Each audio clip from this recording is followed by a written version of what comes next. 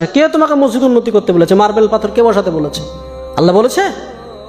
মানুষের ইমান নাই, নামাজির সংখ্যা নাই, মসজিদে টাইলস বসাতে হবে, এসি বসাতে হবে, কে বলেছে?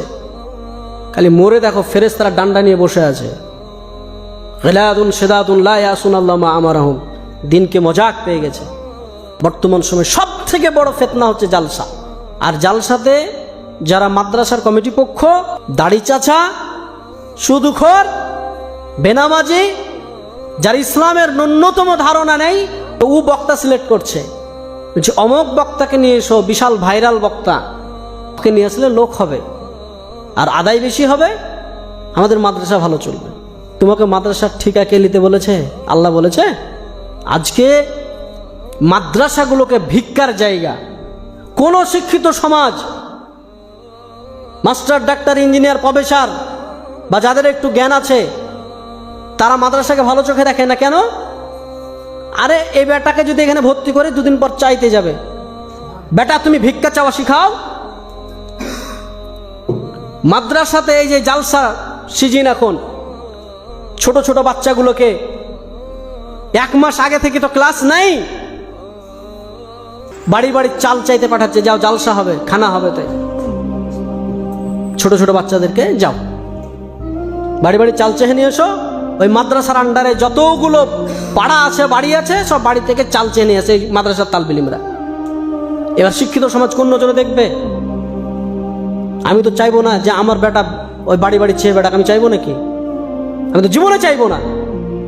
আল্লাহ রসুল বলছেন উত্তম হাত যেটা দিল এটা হচ্ছে উত্তম, আর যেটা নিল এটা হচ্ছে অনুত্তম। আরে মুসলমানরা তো দেয়, আর তুমি ভিক্ষা করা শিখাচ্ছ। এত বড় বড় কলেজ, ইউনিভার্সিটি চলছে পাবলিক, কাউকে দেখেছেন যে উন্নতিকল্পে জালসা করেছে? কেউ করেছে? আপনি বলেন যে আমরা চালাতে পারছি না, তোমরা ভিক্ষা দাও, বলেছে? ইসলামকে ধ্বংস করে ফেলেছে এক শ্রেণীর আলেম, এক শ্রেণীর সমাজ। মাদ্রাসা মানে ভিক্ষা করতে হবে। তোমার বেটা পড়বে, তোমাকে পয়সা দিয়ে তোমাকে পড়াতে হবে। আর একটা টেন্ডেন্সি যে মাদ্রাসায় পড়ালে হয়তো কিছু টাকা পয়সা লাগে না, মানুষের ভিক্ষা দিয়ে চলে। এই টেন্ডেন্সি আপনাকে উড়াতে হবে।